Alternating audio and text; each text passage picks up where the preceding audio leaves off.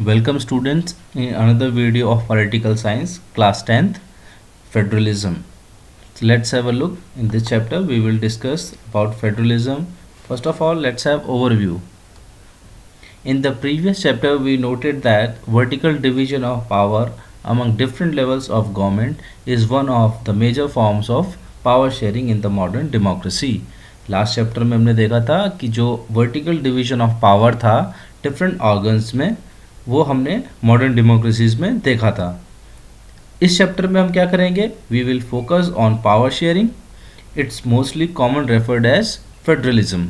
Okay, और जो power sharing है वो इस चैप्टर में हम उसको फेडरलिज्म के तौर पे पढ़ेंगे. We begin by describing federalism in general term.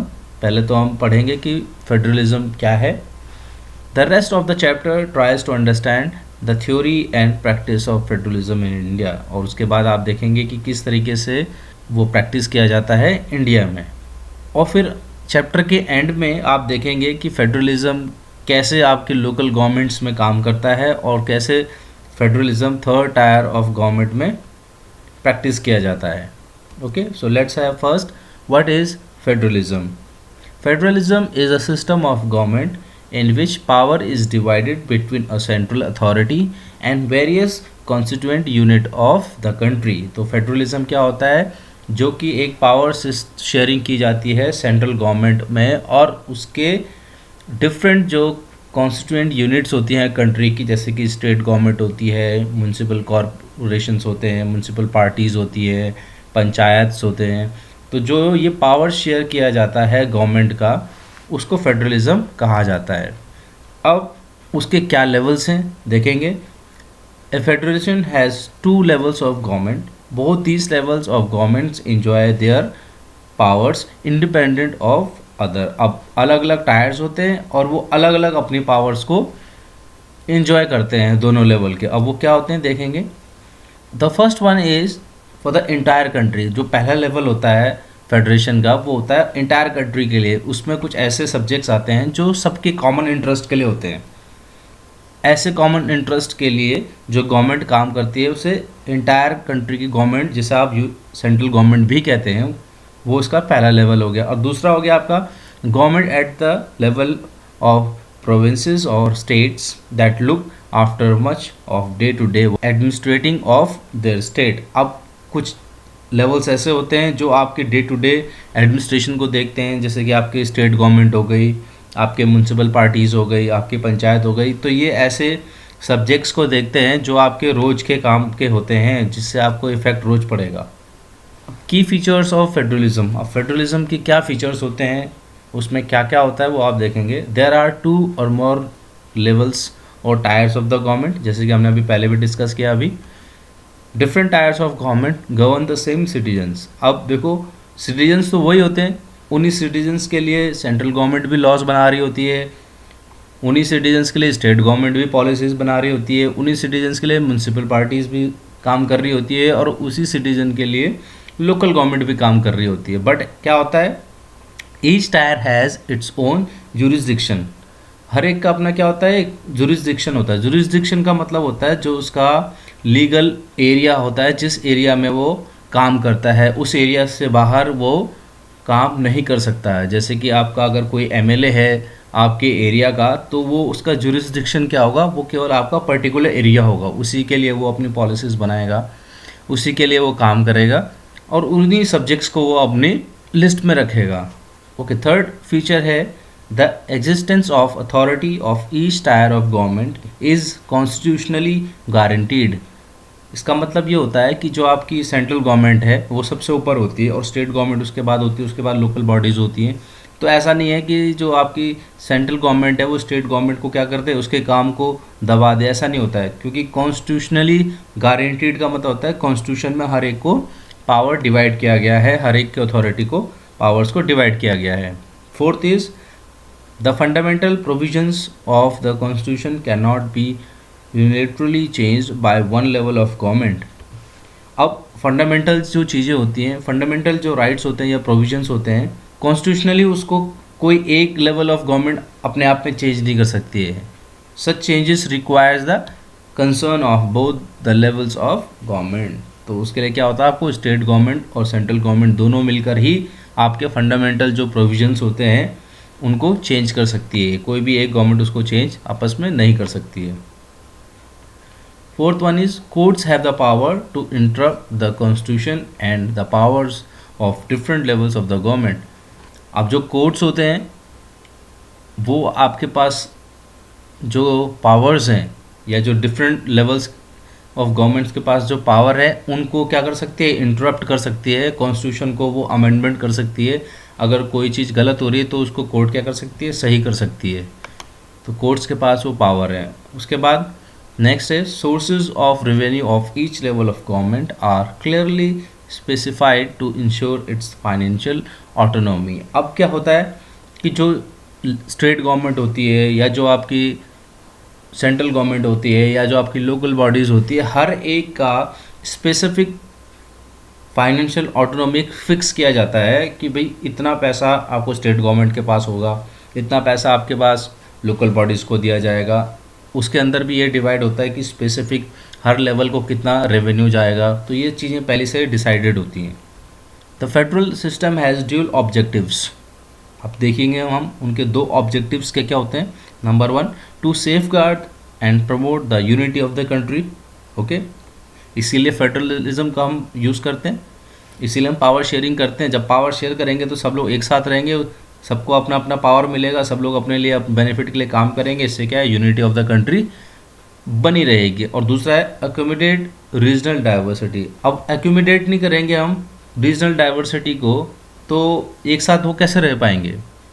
जब हम उनको एकोमोडेट करेंगे, एक ही जगह पे हर एक को इक्वल राइट्स मिलेंगे, दूसरे के इंटरेस्ट को हमने लास्ट चैप्टर में भी पढ़ा था, जब बेल्जियम और श्रीलंका के एग्जांपल से आप समझ सकते हैं। वहाँ पे जब उन्होंने बेल्जियम ने क्या किया था, हर एक को इक्वल राइट्स दिए थे, दूसरी जो माइनॉरिटी थी उनको भी इक्वल अपॉर्चुनिटीज़ दी थी, तभी जाके तो एक डाइवर्सिटी को उन्होंने वहाँ पे सेटल कर पाए थे। तो वो भी एक फेडरलिज्म का काम है। अब है there are two kinds of routes through which federations have been formed. अब फेडरेशंस बनती कैसे हैं, तभी जाके तो फेडरलिज्म को आप प्रैक्टिस करेंगे जब फेडरेशंस बनेंगी। अब फेडरेशंस क्या होती हैं देखेंगे। They are the institutions, basically वो एक इंस्टीट्यूशंस होती हैं जो अपने एक म्यूचुअल अंडरस्टैंडिंग में काम करती हैं गवर्नमेंट के डिफरेंट लेवल्स में। कोई भी एक इंस्टीट्यूशन है, गवर्नमेंट के अलग अलग लेवल होते हैं, उनको मिलकर आपस में सारे लेवल्स को एक साथ चलकर काम करते हैं। अब देखेंगे क्या है वो। The first route involves independent states coming together on their own to form a big unit.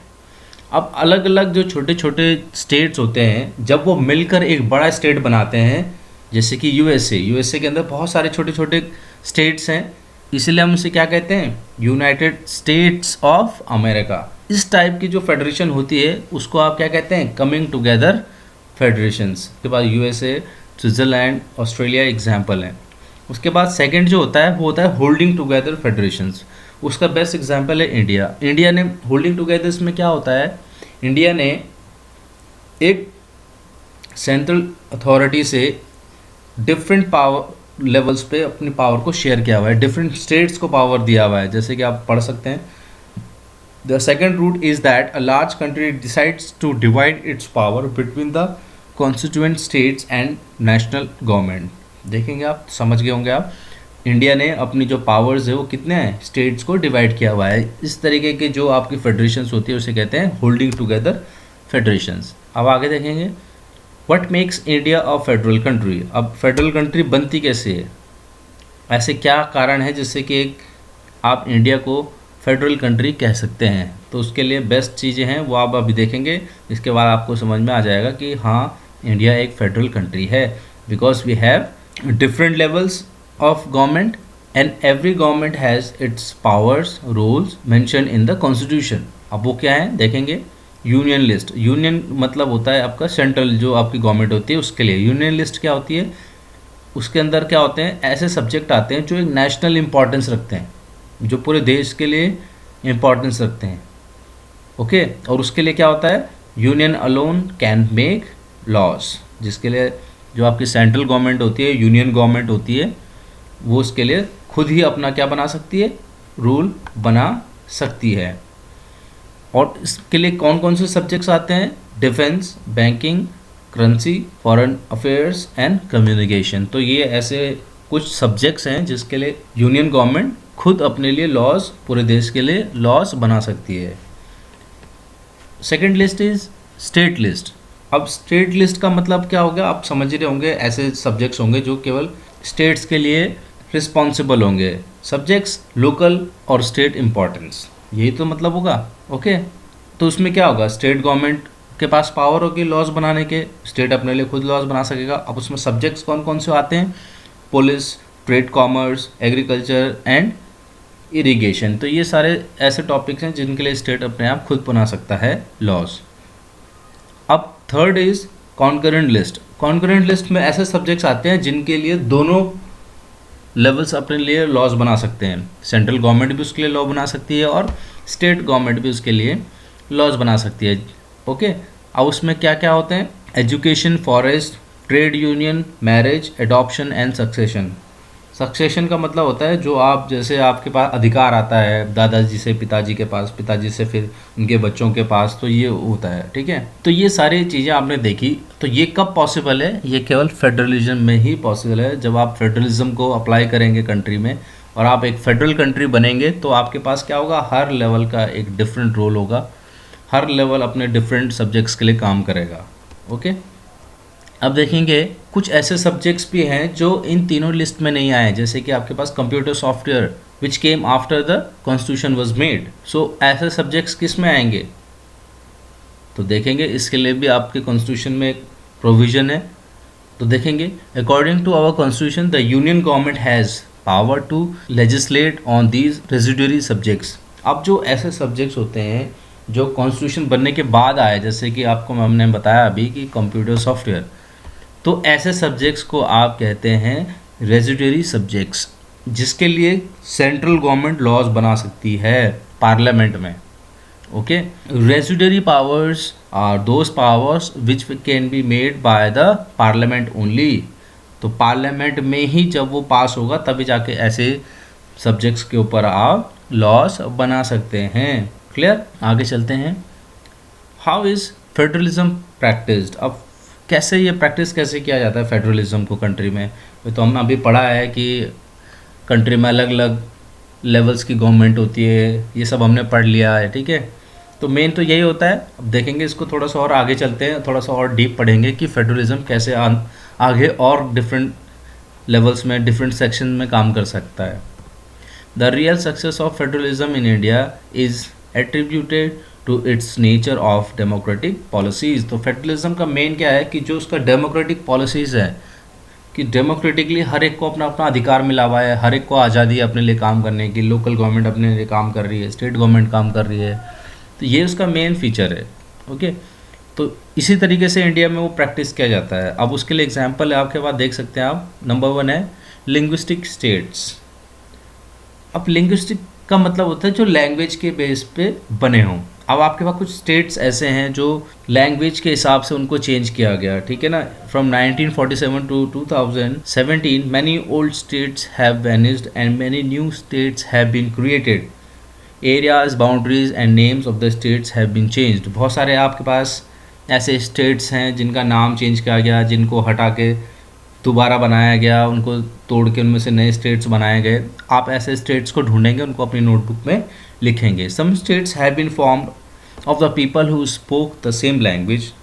Okay, ऐसा भी है हमारे पास कि कुछ इलाके में जो सेम लैंग्वेज बोलते थे उनको एक जगह पे एक स्टेट में रखा गया। These states are known as linguistic states. तो आपको समझ में आ गया लिंग्विस्टिक स्टेट्स किसे कहते हैं। अब है आपके पास लैंग्वेज पॉलिसी। अब जो कॉन्स्टिट्यूशन में लैंग्वेज पॉलिसी है उसमें भी फेडरलिज्म को प्रैक्टिस किया गया है। अब देखेंगे, वैसे तो आपको पता है लार्जली जो सबसे ज़्यादा बोली जाती है लैंग्वेज वो हिंदी है, बट उसको ऑफिशियल लैंग्वेज बनाने के बावजूद भी there are different recognise schedule languages. अब शेड्यूल लैंग्वेजेस उन्हें कहा जाता है जो कॉन्स्टिट्यूशन में जिनको प्लेस दिया गया है। देयर आर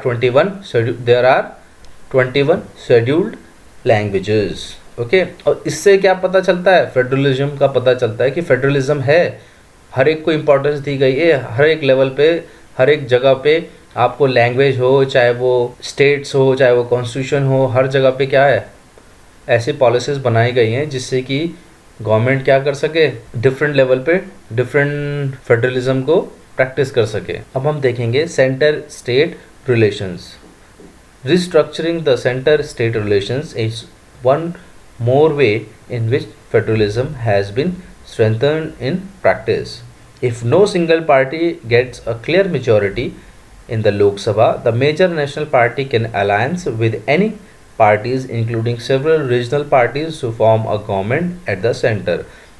अब इसमें क्या होता है कि जो सेंटर गवर्नमेंट होती है वो क्या होती है, कैसे बनती है, और कई बार क्या होता है कि जो मेजॉरिटी मिलती है पार्टी को वो गवर्नमेंट बना लेती है। पर कई बार क्या होता है कि किसी भी एक बड़ी पार्टी को मेजॉरिटी नहीं मिलती इलेक्शन में, उनको पूरे कैंडिडेट्स उनके नहीं जीत पाते, तो उनको क्या करना पड़ता है, एक अलायंस बनाना पड़ता है। अब अलायंस क्या होता है, जब दो या दो से ज़्यादा पार्टी मिलकर गवर्नमेंट को बनाती है उसे अलायंस कहते हैं। अब उससे क्या होता है, उससे क्या फ़ायदा है, उससे ये फ़ायदा है कि जो लोकल बॉडीज़ होती हैं या जो स्टेट जो पार्टीज़ होते हैं उनके जो एमएलएज होते हैं वो क्या हो जाते हैं, आपके सेंट्रल गवर्नमेंट के साथ मिलकर गवर्नमेंट बनाते हैं, जिससे कि क्या होता है, जो बड़ी पार्टी होती है जो सेंट्रल में गवर्नमेंट बना रही होती है उनको पावर शेयर करना पड़ता है स्टेट गवर्नमेंट के जो एमएलएज होते हैं, रिप्रेजेंटेटिव्स होते हैं उनके साथ। तो इस तरीके से भी क्या होता है, आपका पावर शेयरिंग किया जाता है। और जब पावर शेयरिंग किया जाता है तो आप समझ गए होंगे फेडरलिज्म अपने आप में प्रैक्टिस किया जा रहा है। ओके, अब है अगला टॉपिक डिसेंट्रलाइजेशन इन इंडिया। अब डिसेंट्रलाइजेशन का मतलब क्या होता है, when power is taken from the centre and the state governments and given to the local governments is called decentralisation. जब आपके स्टेट और सेंट्रल गवर्नमेंट से पावर लेकर लोकल बॉडीज़ को दी जाती है, लोकल गवर्नमेंट्स को दी जाती है। जैसे लोकल गवर्नमेंट्स कौन कौन से होते हैं, म्यूनसिपालिटीज़, म्यूनसिपल कॉरपोरेशन, पंचायत, ये सब आपके क्या होते हैं, लोकल गवर्नमेंट्स होते हैं। जब इनको पावर दी जाती है तो उसको डिसेंट्रलाइजेशन कहा जाता है। अब इसका आइडिया क्या था, क्यों ऐसा करना ज़रूरी था, बिकॉज जो लोकल प्रॉब्लम्स होती हैं are best settled at local level. अब जो आपके सपोज़ आपके एरिया का जो कोई प्रॉब्लम है, वाटर प्रॉब्लम है या कोई भी प्रॉब्लम है, रोड प्रॉब्लम है, तो वो आप आसानी से कहाँ पहुँच सकते हो, अगर आपके पास लोकल अथॉरिटी होगा, या आप सीधा सीएम के पास जाएंगे, या आपके पास एमएलए को आप ढूंढेंगे। अपने एमएलए का एरिया जो होता है वो बहुत बड़ा होता है। ओके, तो इसीलिए क्या बनाया जाता है, लोकल बॉडीज़ बनाई जाती हैं जिससे कि people can also directly participate in the decision making. अब उनका जो उनका लीडर होगा वो लोकली चुना जाएगा, वो उसको लोकली जानते होंगे, पर्सनली उससे इंटरेक्ट करते हैं, तो उससे अपनी प्रॉब्लम्स, अपनी इंटरेस्ट को शेयर कर सकते हैं। उसके बाद है आपके पास A major step towards decentralization was taken in 1992. अब वो क्या स्टेप था, एक third tier of democracy of power को इफ़ेक्टिव बनाया गया, उसको पावर्स दी गई, ऐसे अमेंडमेंट किया गया कि भाई एक थर्ड टायर ऑफ गवर्नमेंट बनेगा ओके डेमोक्रेसी में, जिससे कि आप लोकल इश्यूज़ को आप अच्छी तरीके से सॉल्व कर सकेंगे। इसी को आप थ्री टायर डेमोक्रेसी भी कहते हैं। ओके, अब आगे चलेंगे, इसमें देखेंगे क्या क्या और चीज़ें हैं। It is constitutionally mandatory to hold regular elections to local government bodies. इसमें क्या होता है, हर 5 साल में कंपलसरी है इलेक्शन करवाना। ठीक है, ये आपके कॉन्स्टिट्यूशन में प्रोविज़न किया गया है कि रेगुलर इलेक्शंस होंगे हर 5 साल में।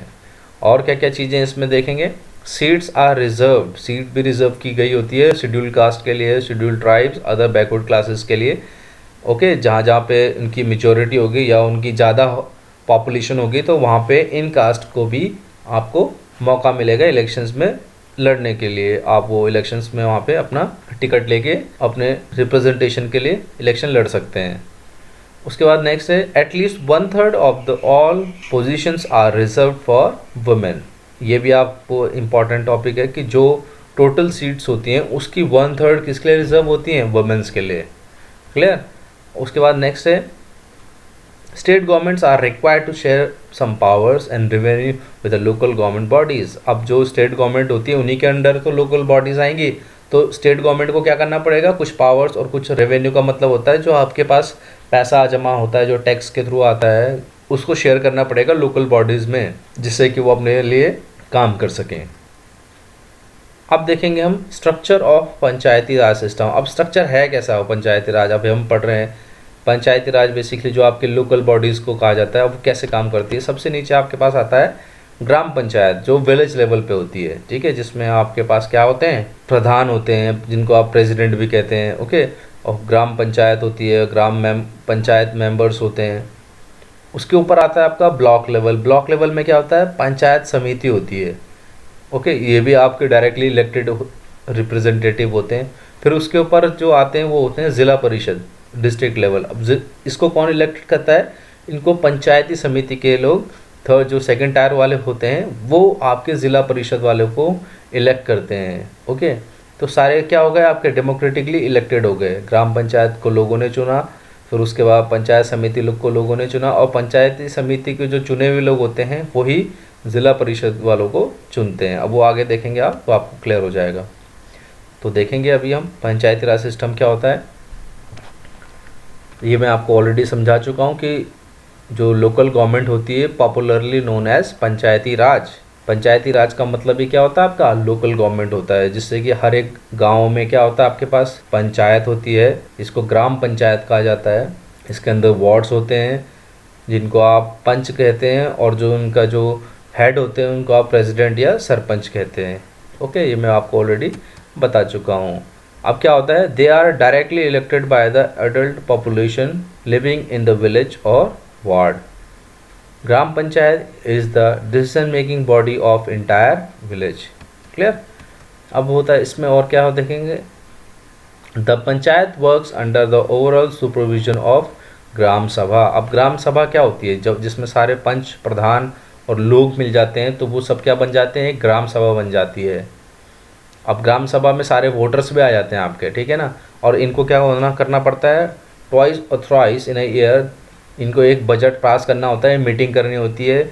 अब इस बजट में क्या होता है कि ग्राम सभा में कौन कौन से काम किए जाएंगे, कितने में कितने पैसे लगेंगे, ये सारा चीज़ ये लोग डिसाइड करते हैं और उसी हिसाब से काम किया जाता है, ओके।